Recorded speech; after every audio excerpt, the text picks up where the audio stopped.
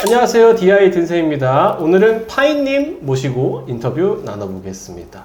Hey everyone, in today's video, I'm going to have a conversation with the definition of high sensitivity player, aka Big Boss Pine. So without further ado, let's get into it. 안녕하세요. 전 프로게이머 오버워치 닉네임은 파인, 이름 김도현입니다. 어서오세요, 파인님. 네, 반갑습니다. 오버워치 리그에서 사실 이제 커리어가 끝나신 건데, 이게 말 그대로 이제 은퇴를 하신 건데, 그 은퇴 이후부터 농심 레드포츠 감독으로 들어가기 전까지의 기간이 어느 정도 되시는 거예요? 1년 안 된 것 같아요, 제 생각에는. 예. 10월 달에 마무리를 보통 하잖아요, 오버워치 리그가요. 한 4월부터 돈이 좀 쪼들리기 시작하다 보니까. 네.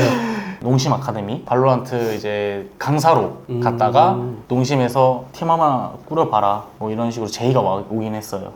그렇게 해서 감독을 하게 됐습니다. 제가 사실 파이님 스트리밍을 좀 자주 챙겨봤었어요. 이게 맞는지 모르겠습니다. 맥스틸 G패드 스틸 시리즈 에어록스 3가 마지막 설정이었는데, 지금까지 써왔던 마우스랑 마우스 패드 연대기를 조금 나열을 해보자면은, 저는 이제 오버워치 하기 전에 팀포트리스2라는 게임을 했었는데, 그때 당시에는 마우스에 대해서 전혀 몰랐어요. 그냥 뭐 주위에는 마우스 쓰고 했는데, 제일 기억나는 거는 저희 친형이 또 이제 서든어택 게임을 많이 좋아해서 그때 당시에 유명했던 마이크로소프트 마우스 패드랑 쿼드 패드라는 마우스 패드를 썼다가, 지금이랑 완전 다른 천 패드랑 엄청 큰 마우스를 사용하고 팀포트리스를 좀 하다 보니까 여러 마우스를 만들기 시작했죠. 뭐 FK부터 시작해서 데스헤드 시리즈까지. 그래서 이제 오버워치를 프로 하고 나서부터가 정확하게 기억은 안 나요. 근데 좀 큰 마우스였었어요. 천 패드는 골리아투스 패드 있잖아요. 네네네. 네, 스피드 패드를 쓰다가 야누스 선수라고 그 G 패드를 쓰는 거를 봤어요. 그때 당시에는 그런 유리 패드가 아예 없었어요. 왜냐면 그치. 생전 보는 패드니까 신기해서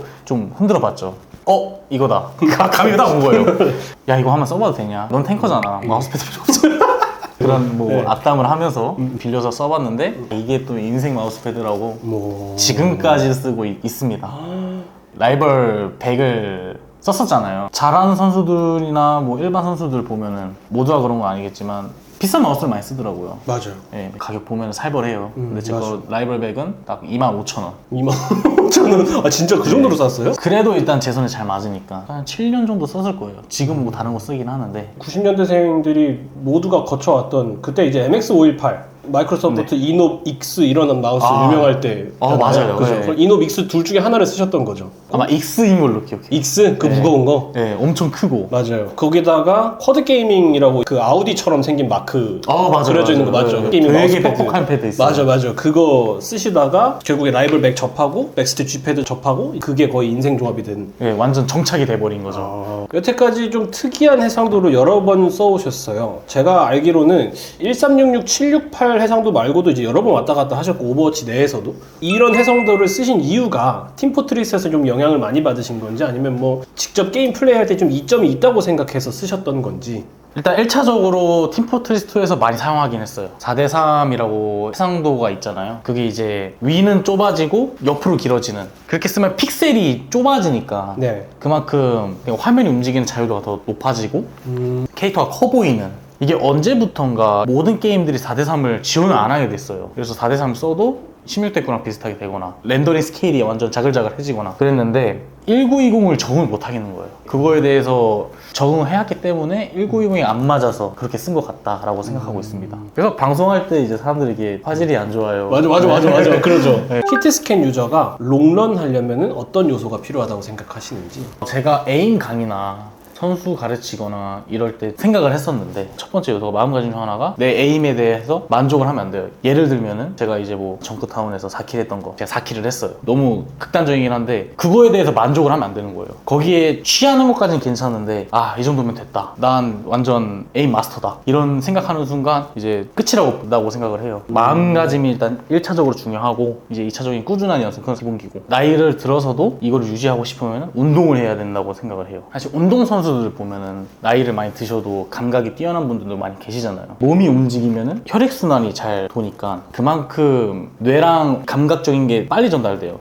근데 게임하는 사람들은 보통 앉아있잖아요, 그죠? 앉아있으니까 이게 몸이 굳어요. 근육이 굳고 그러면서 이제 반응 속도도 느려지고 이런 거를 어떻게 풀어야 되냐면 이제 운동, 근력 운동, 그리고 뭐 달리기라던가. 근데 저는 알고 있는데 저는 안 하고 있거든요. 선수가 아니니까. 네네. 그래서 이제 카스 유럽 쪽이나 해외 쪽 선수들 보면은 울그락불그락 하잖아요. 맞아요. 근육질도 엄청나고. 네네. 근육을 사용할 수 있는 만큼 내가 케어할 수 있는 게 있고 감각적으로 더 도움이 되고. 결국에는 e스포츠도 몸으로 하는 부분이 있다 보니까 나중에는 이 몸을 사용한 사람이랑 사용을 안 하는 사람이랑 조금 차이가 날 수밖에 없다. 네. 팔 혹은 손목에 들어가는 힘 조절에 대한 중요성에 대해서 좀 어떻게 생각하시나요? 이거에 대해서 고민을 안 했어요, 사실. 근데 최근에 어떤 고민을 하기 시작했냐면은 제가 좀 일렉 기타를 연습을 하고 있어요. 악기라는 것 자체가 리듬으로 하는 건 줄 알았어요. 근데 아니더라고요. 힘 조절이랑 미세한 차이 조절이 필요한 거예요. 거기서 생각을 하게 된 거죠.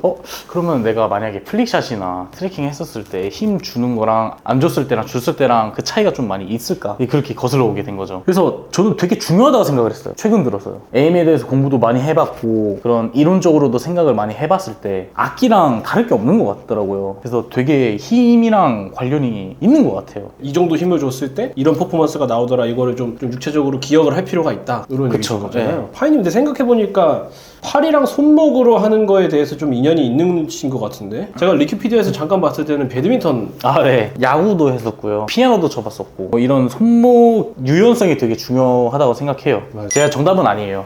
2017년 때는 이제 메르시 제나타, 심지어는 이제 메르시 하나 넣고 하는 조합들이 좀 있었잖아요. 그때는 이제 파이님이랑 잘 맞는 히트 스캔 플레이가 가능했었잖아요. 그런데 브리기테 등장하고 나서 DPS 유저가 왜 이러고 있어야 될까? 내가 이거 하려고 FPS 프로에는 약간 이런 기분까지 들었을 것 같아요. 되게 무력했죠. 그런 회의감이 조금 들었을 것 같은데, 은퇴 이후의 얘기지만 2019년에 나왔던 이제 역할 고정 패치가 실제로 그런 고충을 조금 덜어줬다고 생각을 하세요? 고충을 덜어줬다고 하면은 맞는 얘기긴 해요. 근데 이런 식이면은 조금 아쉬운 거죠, 제 입장에서는. 사실 고치라는 게 저는 있을 수 있는 메타라고 생각하거든요.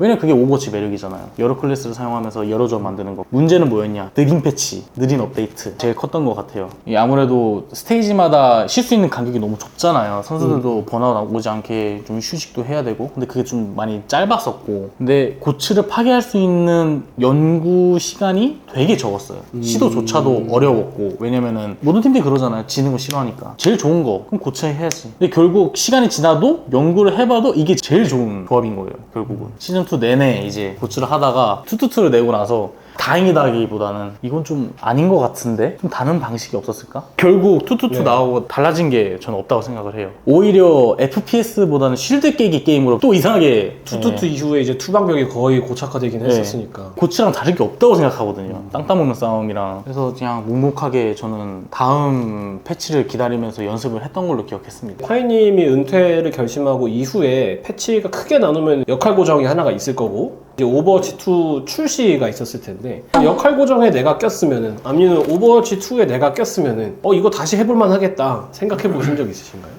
이런 말 하기 좀 그렇지만 그때 당시에는 사실 좀 블리자드에 좀 실망을 많이 받은 상태고 저도 자존감이 많이 떨어진 상태다 보니까 나쁜 생각을 많이 했어요. 블리자드 회사한테 정말 죄송하긴 한데 정말 최악으로 그렇게 생각을 했었어요. 5대5 자체가 긍정적으로 받아들이지 않고 오버워치란 색깔이 사라졌구나 이런 생각할 정도로. 그래서 그런 반감이 생겼기 때문에 오히려 다시 해볼만 하다라고 생각을 안 한 것 같아요. 사실 오버워치2 출시하는 시즌이 여론으로 따지면 네거티브의 정점이기는 했어요. 뭐 패치 에코 이후로 뭐 아무것도 안 했고 PVE 출시한다 해놓고 그냥 오버워치2 생으로 내버리고 이런 게 좀 겹치다 보니까. 공개적으로 그렇게 말하는 것도 아니고 결국 오버워치 때문에 제가 좀 먹고 산 것도 있지 않겠습니까? 그럼요. 그런 거 뭐 잠깐 생각 접어두고 오버워치2 그래도 5대5 플레이 해보자 해서 이제 몇 번 했었었죠. 오버워치2 이후에도 네.